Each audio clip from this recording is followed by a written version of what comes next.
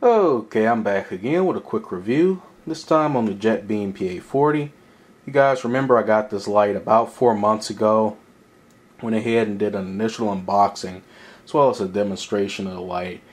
And I had meant originally to get the review out to you guys about a month later after I did all my little testing and just getting a general idea of how it is to carry and use the light. But thanks to some scheduling changes at my job, I've been working a lot more hours. I've been working a lot later, which has not permitted me to go ahead and sit for hours at my computer and edit video or even sit up and record footage for it. But that has not stopped me from actually reviewing products, not only the PA40 but various other products I've yet to upload. Went ahead and still use them on a daily basis, just like this PA40. In fact, this light I've used through 2 power outages. We had a power outage sort of earlier on in the summer from windstorms, lasted about 8 hours, and then we had a power outage sort of late in the summer that was about 10 hours, and those were mostly at night, where all the lights were out. And I went ahead and used this light to light up the area in the garage so that I can enter the side door without stepping on all the pitchforks and other junk that are stacked up near it, to unlock the garage door opener so I can roll up the door, get my generator out, find the extension cords, route everything throughout the house until I can get the lights running. And this did a good job. It's a light that's mainly designed to throw, but it went ahead and worked well in a general area also.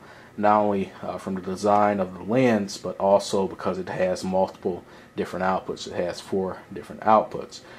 So before I get started here, just to give you a few specs, it uses 4 AA batteries, which is going to be more economical than using some proprietary rechargeable battery that's going to have to be replaced, in like 3 to 4 years because it won't recharge anymore, or using the expensive CR1238 batteries. The AA cell is one of the most common cells out there. I have dozens of them, so there's literally no downtime if I have to use this light for a long amount of time. I just have tons of those batteries laying around. And you can also use alkaline batteries besides the rechargeable nickel metal hydrides. So let's get started here. As far as what comes with the light, of course, the light itself, which is sitting there. You also have this nice little box, which is actually made out of plastic. I'm not too sure if it's waterproof or not, but it does have this orange rubberized gasket. Look on the inside, you can see the place where the light and the accessories would go. It's nice and padded. Has a little hook on the back as well as some, I guess you can call those mounting holes on the side. Comes with your warranty card. It's a little white card. Jetbeam. Get your user manual, which gives you all the useful information. You get an accessory baggie, which comes with a lanyard attachment. You get your spare O-ring and a spare rear clicky button. And finally, you get this neat little holster. It's just a little Velcro holster. Holds the light nicely. Like that. The head is thicker, so that's where it stops. It just has a hole in the bottom. You can attach it via a carabiner or via a little Velcro belt loop. To be honest, I haven't used the holster that much, but when I did use it, I went ahead and used the carabiner attachment just because I found it jabbed in my side less. So, that's it for the accessories. Let's show you around the light. And the light is just as I've been using it for the past 4 months. Unclean. I've used this during those power outages. I've also made repairs to the exhaust system on my car. What else did I do? Kitchen sink. Needed a new pipe. Went ahead and got all types of grime on it and wiped it off with a paper towel, but didn't run it under any water. And you can see just how clean it stays despite being through all of that in the past 4 months now. There is a little bit of dirt, everything on it, but nothing that bad at all. So, let's see. The only, I think I just found it. The only problem area I have is that little area right there when I dropped it on concrete. But since it's aluminum and it's anodized, it's not going to rust. That's the only damage I have, and that was dropping it on concrete. That's just normal wear and tear that you're going to get. It's not going to be bulletproof or anything, but it does hold up the scratches quite well. This does spend a lot of time rolling around in the toolbox of my car, and doesn't have any other scratch on it besides that little one right there. As far as the makeup of the body, it's carbon fiber reinforced composite, basically plastic. Steel does a good job. It's nice and strong. In some cases, this stuff can be stronger than steel, so I wouldn't really worry about it being a plastic body. One advantage it has over steel or say aluminum is that it doesn't really absorb temperatures as much. If you're using this in a hot climate, your hands aren't going to get burned when you pick this up and it's been sitting in your car all day. Or if you live in a cold climate, hands aren't going to get frozen. You're not going to get frostbite by picking up the flashlight if you're not wearing gloves, just because it's made out of plastic. And it doesn't absorb the temperature as much as a metal would. The head, from this point to here, is made out of that anodized aluminum, and that's because the light needs to cool. It does have a heat sink on the inside, and the aluminum exterior helps to dissipate that heat a little bit more. You see you have these little veins here to help take away some of that heat. It doesn't really get hot, gets lukewarm even after using it for about 3 hours. But it is nice that they did think ahead about the the heat that can come off of this light, because it's pretty powerful. Let's open it up, show you the guts of it. At the head, there's the heat sink, the little purple area.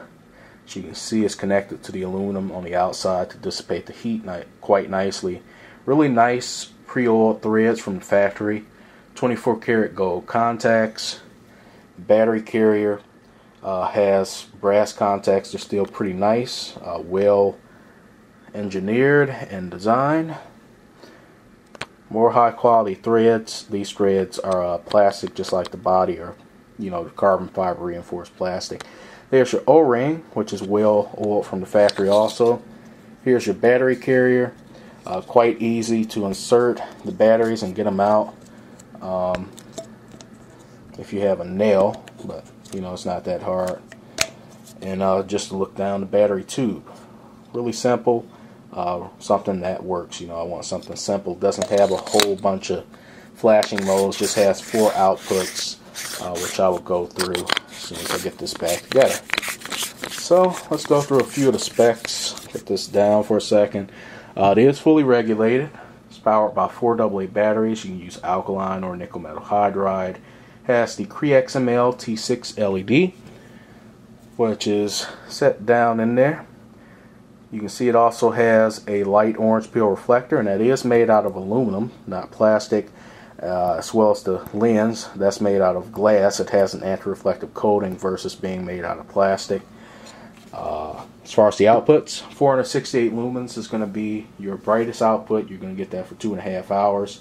220 lumens is going to run for 6 hours.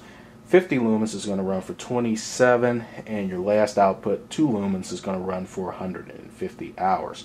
Now, I'm not going to go over all the specs. I don't want to make this video too long, but they are listed in the description. The light is waterproof, has a IPX8 rating, weighs 6.5 ounces unloaded, and it's just high quality overall from the experience that I've had with it over the past 4 months. So, just really quickly going through my likes. I like the fact that it uses the AA cells. It's very economical that way. Even though it's using the lesser powered AA cells versus something lithium, it still has a decent output. At 468 lumens, you get 557 feet of throw at that output, but also has a pretty neat long runtime. Even in the highest output, you get 2.5 hours, which I've actually gotten longer, about 3 to 3.5 hours out of my batteries. I also like the body design. The plastic, carbon fiber reinforced plastic body works well in high or low temperatures. It's nice and lightweight. And as far as any dislikes, the only thing I can think of is the blinking red button back here, which indicates if the battery is low. And these batteries are probably low because they've been in here for a few months, but it only stays on for a few seconds. It's not that annoying, but I just don't like something in my face that blinks. So that's just been a quick review of the PA40. Hope you guys enjoyed. Check you later. Peace.